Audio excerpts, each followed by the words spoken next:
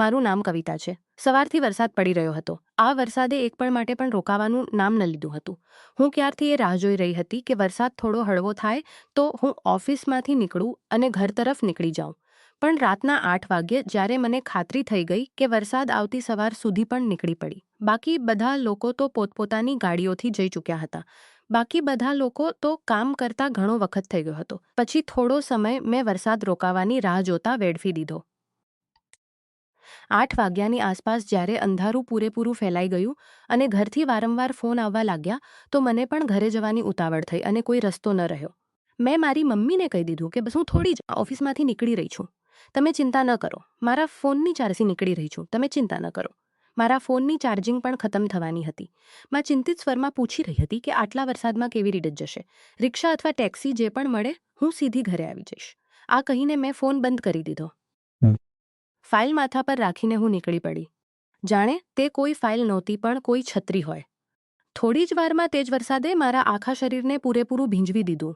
જાન્યુઆરીની કડાકાની ઠંડે ચારે તરફ જળથલ કરી દીધું હતું. એવું લાગતું હતું કે ઘરે જતાં જતાં મારી કુલ્ફી જામી જશે. સામેનું દૃશ્ય વરસાદને કારણે મારી કુલ્ફી જામતું આવતું. અને હવે તો મને પોતાના પર ઘણો ગુસ્સો આવી રહ્યો હતો કે હું અંધારું થવાથી પહેલાં શા માટે નહીં નીકળી. તે જ ચાલતા હું રિક્ષા અને ટેક્સીની શોધ કરી રહી હતી. પણ આ તોફાની વરસાદમાં ન તો રિક્ષો મળ્યો ન તો ટેક્સી. પણ દૂર દૂર સુધી સડક બિલકુલ વીરાન નજર આવી રહી હતી. પાછળ ઓફિસમાં પણ કોઈ એવું નહોતું જેની પાસે હું મદદવા લાગી. પણ આ વરસાદમાં ચાલવું પણ મુશ્કેલ હતું. ન તો ખાડાઓનો પત્તો ચાલવું પણ મુશ્કેલ હતું. ન તો ખાડાઓનો પત્તો ચાલતોનો મુશ્કેલ હતું. ઇતવામાં અચાનક એક ગાડી આવીને મારા બિલકુલ નજીક રોકાઈ. મારી શ્વાસ થંભી ગયો. આ તો મેં વિચાર્યું જ નહોતું કે જો આ તોફાની વરસાદમાં કંઈ ખોટું થઈ જાય તો શું થાય. પણ હવે જ્યારે તે ગાડી બિલકુલ મારી પાસે આવીને રોકાઈ તો મારી ધડકન પણ રોકાઈ ગઈ. ગાડીનો દરવાજો ખુલ્યો અને ડ્રાઇવિંગ બેઠેલો આદમી મને નજરે આવવા લાગ્યો. તેના ચહેરા પર નજર પડતાં જ મેં ચેનનો શ્વાસ લીધો. તે કોઈ અને નહોતો પણ મારા બોસ વિજય સક્સેના હતા. કાળો પેન્ટ કોટ પહેરેલા અને ચાંદીના ફ્રેમસૂન ચશ્મું લગાવેલા. તેઓ મારી તરફ જોઈ રહ્યા હતા. પછી તેમણે મને ગાડીમાં બેસવાનો ઇશારો કર્યો તો હું થોડી ગભરાઈ ગઈ. તેઓ સખ્તાઈથી કહેવા લાગ્યા, જલ્દી અંદર આવો. મારી પાસે કોઈ અને રસ્તો પણ નહોતો. તેથી હું ગાડીમાં બેસી ગઈ. મારા ભીંજાયેલા કપડાં ગાડીની સીટને પણ ભીંજવી રહ્યા હતા. કપડાં ભીંજાઈ જવાને કારણે તે મારા શરીર સાથે ચોંટી ગયા હતા. મેં મારા દુપટ્ટાને ઠીક કર્યો અને ફાઇલ ગોદ ગયા હતા. મેં મારા દુપટ્ટાને ઠીક કર્યો અને ફાઇલ ગોદમાં રાખી. પોતાની આંગળીઓને મરોડવા લાગી.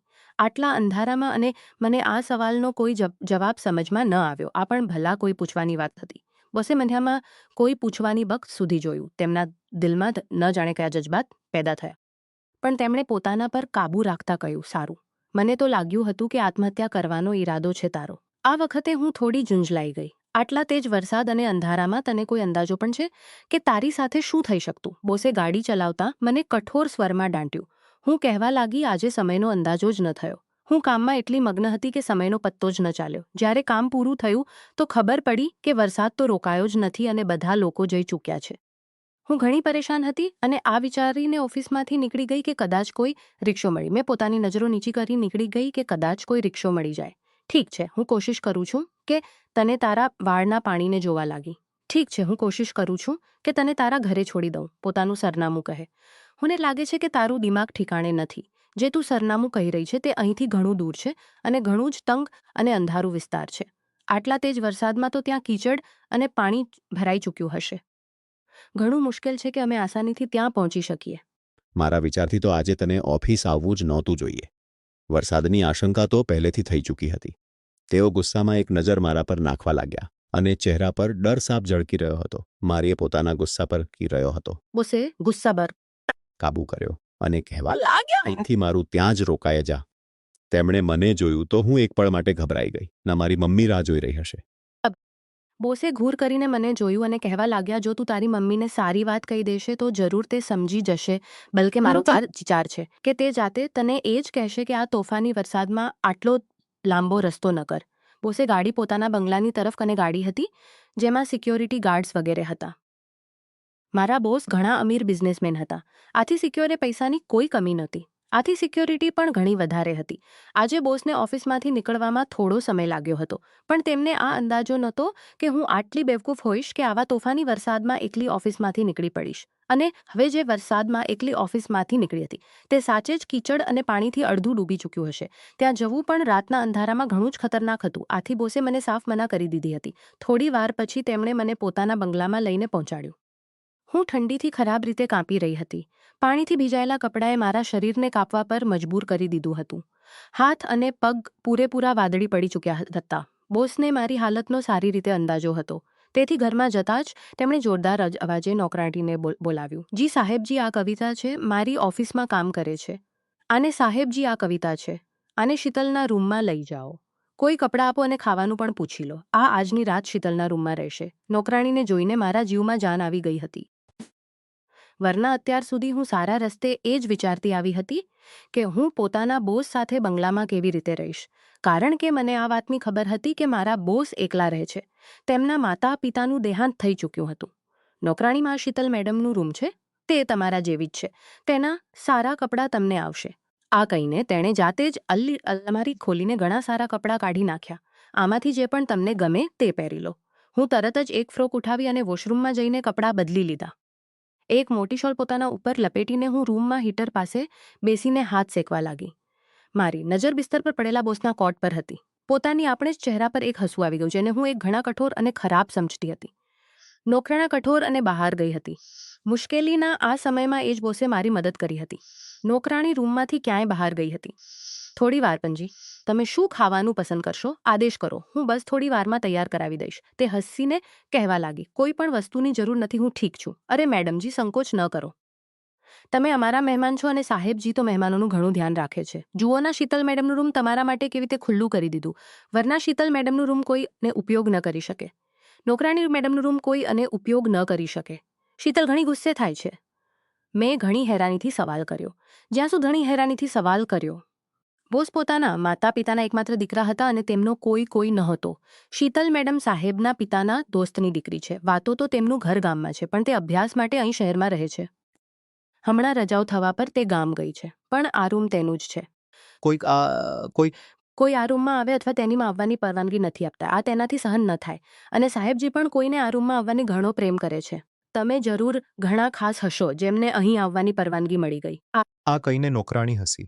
જ્યારે હું ખરાબ રીતે ચોંકી ગઈ અને છોકરી પણ છે. આ વાત ન જાણે શા માટે મને તે સમયે ઘણી ખરાબ લાગી હતી. જો કે મારા બોસ સાથે કોઈ ખાસ વાતચીત નહોતી, બસ ઓફિસની સીમા સુધી મુલાકાત હતી. પણ શીતલનું નામ આવતા દિલમાં એક બળતરા જેવું અનુભવાયું. પણ પોતાના પર કાબૂ રાખતા હું કહેવા લાગી, એવી કોઈ વાત નથી. બસ ઓફિસથી વાપસી પર ગાડી ન મળી અને હું ભીંજાઈ રહી હતી તો બોસે હમદર્દી દેખાડી. મારી વાત પર નોકરાણી માથું હલાવવા લાગી. પછી તેણે જાતે જ મારા માટે કોફી અને ઘણું ખાવાનું લઈ આવ્યું. થોડું ઘણું જ હું ખાધું હતું. મને તો બસ સવારની રાહ હતી. પોતાની મમ્મીને ફોન કરીને હું બતાવી ચૂકી હતી કે હું સવારે પાછી આવીશ અને તેમને તસલ્લી થઈ ગઈ હતી. રાતના 12 વાગ્યાની આસપાસ મને બેચેની થવા લાગી. અજાણી જગ્યા અને નવો રૂમ હતો. ઊંઘ તો આવવાની નહોતી. નરમ બિસ્તર પર હું કરવટો બદલતી રહી. બેડ પર ડબલ ગદ્દો વિછાયેલો હતો. થોડીવાર સુધી હું એવી જ બેઠી રહી. પછી હું રૂમમાંથી બહાર નીકળી આવી. ચારે તરફ સન્નાટો હતો. આટલું મોટમાંથી બહાર નીકળી આવી. ચારે તરફ સન્નાટો હતો. હું ધીરે ધીરે પગલાં ભરતી પહેલા નીચેના ભાગમાં ફરતી રહી. પછી સીડીઓ ચડીને ઉપર પહોંચી ગઈ. એક રૂમના દરની અંદર લાઇટ બળી રહી હતી અને પિયાનો અંદર લાઇટ બળી રહ્યો હતો, કારણ કે એ જ રૂમદર ધૂન વગાડી રહ્યું હતું. હું ત્યાં જ ઊભી રહી ગઈ. પછી પિયાનોની અવાજ બંધ થયો તો પછી પિયા રૂમનો દરવાજો ખુલી ગયો અને મારી નજર સામે ઉભેલા આદમી પર ઠરી ગઈ. પણ મારી નજર સામે ઉભેલા આદમી પર ઠરી ગઈ. સફેદ કુર્તામાં તેઓ બિલકુલ અલગ લાગી રહ્યા હતા. હું જાણે પલક ઝબકાવવાનું જ ભૂલી ગઈ. બીજી તરફ વાતે જાગતો બોસના દિલમાં પણ બળી ઉઠી હતી. તેઓ ધ્યાનથી મને જોઈ રહ્યા હતા. કેટલાક પળ ખામોશીમાં વીતી ગયા. આંખોમાં અમે એક અજાણ્યો સફર તૈયાર કરી લીધી હતી. પછી થોડી વાર પછી બોસે મને પૂછ્યું, બધું ઠીક તો છે? તું આરામ નહીં કરે શું? કોઈ પ્રોબ્લેમ છે? મેં નોકરાણીને કહ્યું હતું કે તારું ધ્યાન રાખે. ના, એવી કોઈ વાત નથી. હું તો બસ પિયાનોની અવાજ સાંભળીને અહીં આવી ગઈ હતી. તમે ઘણું સારું પિયાનો વગાડો છો. મેં વિચાર્યા વગર તારીફ કરી દીધી. મારીમાં ઘણું સારું પિયાનો વગાડતી હશે. જ્યારે ક્યારેક તેમની યાદ આવે છે તો આ રૂમમાં આવી જાઉં છું. આ મારી માનું રૂમ છે. બોસે ધીરેથી પોતાની માનો જિક્ર કર્યો. એક પળમાં મને અનુભવાયું કે તેઓ પોતાની માને યાદ કરીને ઉદાસ થઈ ગયા છે. આ પહેલાં કે અને કોઈ વાત થાય અચાનક દરવાજા અને બારીઓ જોરથી વાગવા લાગ્યા. હવાના તેજ ઝોંકાએ પડદાઓને ઉડાવી દીધા હતા. વીજળી કડકવાની તેજ અવાજ આવી. ડરથી મારી હાલત ખરાબ થઈ ગઈ. મેં તેજીથી આગળ વધીને બોસનો હાથ પકડી લીધો. આજે જ સારી વરસાદ થઈ જશે મારી હાલત જોઈને. બોસના ચહેરા પર હસવું આવી ગયું. બોસે ધીરેથી મારો હાથ પકડ્યો અને કહેવા લાગ્યા, પરેશાન ન થાઓ, સવાર સુધી બધું ઠીક થઈ જશે. મારામાં એટલી હિંમત નહોતી કે બોસનો હાથ છોડાવું અથવા પાછા પોતાના રૂમમાં જાઉં. હું ગભરાહટમાં અહીં ત્યાં જોવા લાગી. બોસ મને જાતે હાથથી પકડીને પોતાની માના રૂમમાં લઈ ગયા, જ્યાં એક તરફ પિયાનો હતું અને બીજી તરફ બિસ્તરની સામેની દિવાલ પર એક આદમી, ઔરત અને બાળકની તસવીર હતી. મને સમજવામાં દેર ન લાગી કે આ બોસના માતા પિતા હતા. બોસે મને બેડ પર બેસાડ્યું અને પોતાનો હાથ છોડાવતા કહેવા લાગ્યા, તારા નખે તો ઘણા નિશાન નાખીદા છે. તો તેમની કાંડી પર સાચે જ મારા નખના નિશાન હતા. હું શર્મિંદગીથી માફી માંગવા લાગી.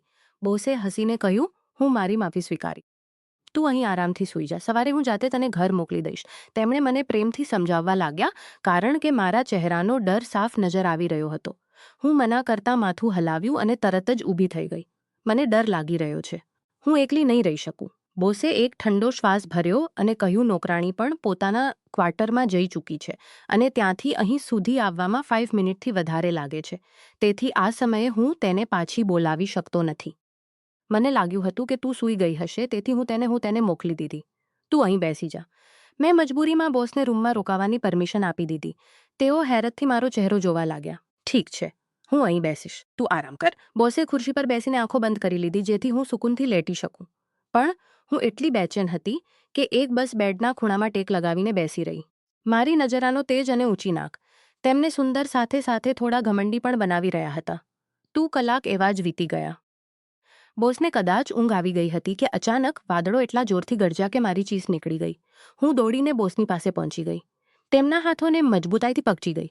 મારું બસ ચાલતું તો હું ફરીથી તેમના. બોસે આંખો ખોલી લીધી હતી, પણ આ વખતે મેં એવું કંઈ કર્યું નહીં. પણ મારી ચીસ સાંભળીને શોલ મારા ખભા ખોલી લીધી હતી.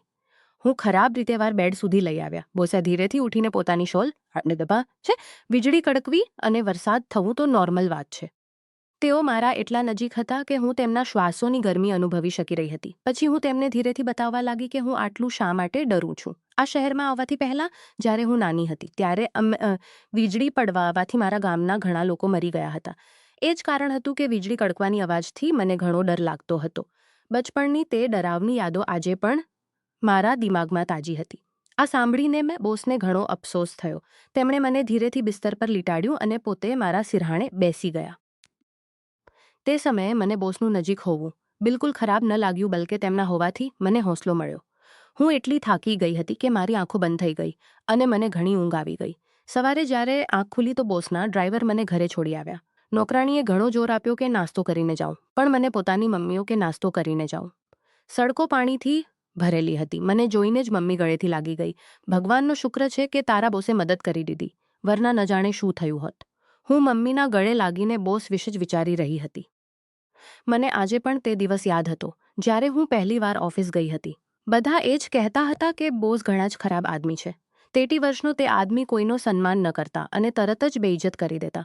તેથી હું શરૂથી તેમનાથી ઘણી ડરતી હતી. પણ કાલની રાતે તેમના પ્રત્યે મારી સોચને બદલી દીધી હતી. બોસ વાતે ખરાબ નહોતા જેમ ઓફિસમાં નજર આવતા હતા, બલકે તેઓ એક નરમ દિલ અને હમદર્દી કરનારા ઇન્સાન હતા. આ વિચારીને મને ઘણી ખુશી થઈ અને તેમના નામ પર દિલમાં ગુદગુદી જેવું અનુભવાયું. પણ પછી નોકરાણીની તે વાત કાનોમાં ગુંજવા લાગી કે બોસ શીતલને ઘણો પ્રેમ કરે છે અને કોઈને તેના રૂમમાં નહીં જવા દેતા. આ વાત મને ઘણી પરેશાન કરી રહી હતી. મેં શીતલને જોયા તો નહોતા, પણ ન જાણે શા માટે તેના વિશે જ વિચારી રહી હતી. ન જાણે તે કોણ હતી જે બોસના દિલમાં વસી હતી. કપડાં બદલીને મેં શીતલના કપડાં મમ્મીને આપ્યા. મમ્મી આને ધ્યાનથી ધોવાના. આ બોસના ઘરના કપડાં છે અને પાછા કરવાના છે. હું કાલે ઓફિસ લઈ જઈશ. જ્યારે હું સોફા પર બેઠી રાતને યાદ કરતી રહી. જ્યારે હું ઓફિસ પહોંચી તો મારા દિલની હાલત બદલી ચૂકી હતી. અગલા દિવસે જ્યારે હું ઓફિસ પહોંચી તો મારી નજરો બોસને શોધી રહી હતી. મારા હાથમાં તે ચોપર હતો જેમાં શીતલના કપડાં હતા. પછી મેં વિચાર્યું કે શા માટે ના જાતે જઈને બોસને કપડાં આપી દઉં. એ જ વિચારથી હું સેક્રેટરી બોસના ઓફિસમાં ચાલી ગઈ. પણ ત્યારથી હું સેક્રેટરીને કહીને બોસના ઓફિસકો લાગ્યો. બોસ રૂમમાં એકલા નહોતા. તેમની સાથે એક દુબળી પાતળી અને ઘણી સુંદર છોકરી હતી. હું કપડાનો શોપર ટેબલ પર રાખી અને બોસને કહ્યું કે આ શીતલનું સૂટ છે. આ પહેલાં કે બોસ કંઈ કહે તે છોકરીએ શોપર ઉઠાવીને જમીન પર ફેંકી દીધો અને ચીસો પાડીને બોલી, તે રાતે તું માર પગલું રાખ્યું તો હું તારી જાન લઈ લઈશ. તને કોણે અધિકાર આપ્યો કે મારા કપડાં પહેરે, અને હવે આટલી હિંમત કે તું પોતાની ઉત્તર મને પાછા કરવા આવી છે. ઉઠાવો આ કપડાં અને દફા થઈ જાઓ અહીંથી. તને શું લાગે છે હું શીતલ તારી પહેરેલી તરત જ પહેરીશ? શીતલ ઘણી ઘમંડી લાગી રહી હતી. મારા ચહેરાનો રંગ ઉડી ગયો. તેઓ ધીરેથી બોલ્યા, તું બહાર જા. હું થોડી વારમાં તને બોલાવું છું. હું ઘણી હેરાન અને દુઃખી થઈ ગઈ. પોતાના કેબિનમાં આવીને પોતાના આંસુઓને રોકતા મેં મેજ પર માથું ટેકી દીધું. મને પળભરમાં પોતાની અવકાત યાદ આવી ગઈ. ક્યાં તે અમીર અને ક્યાં હું. પૂરા ઓફિસમાં વાતો થઈ રહી હતી અને મારું માથું ઊંચું કરવું મુશ્કેલ થઈ ગયું હતું. આ પહેલાં કે હું રજા લઈને ઘરે જાઉં, શીતલ મારા કેબિનમાં આવી ગઈ. તેના પછી જે કંઈ તેણે કહ્યું તે સાંભળીને મારી આંખોની આગળ અંધારું છવાઈ ગયું. શીતલ મને પૂછી રહી હતી કે મેં બોસને પોતાના જાળમાં ફસાવી લીધો અને હું કેટલી હદ આકાશ તૂટી શકું છું. આ સાંભળીને મને લાગ્યું જાણે આકાશ તૂટી પડ્યું હોય. હું જોઈ કે પૂરું ઓફિસ મારી તરફ જોઈ રહ્યું હતું. મારા પર જે આરોપ લગાવવામાં આવી રહ્યો હતો, ફસાવનારી એક લાલચી અને બચ્ચન છોકરી. આ આરોપ સાંભળીને મેં નોકરી છોડી દીધી. પણ અગલા જ દિવસે જ બોસ જાતે મારા ઘરે આવ્યા અને મમ્મી સાથે વાત કરી મારો હાથ માગી લીધો.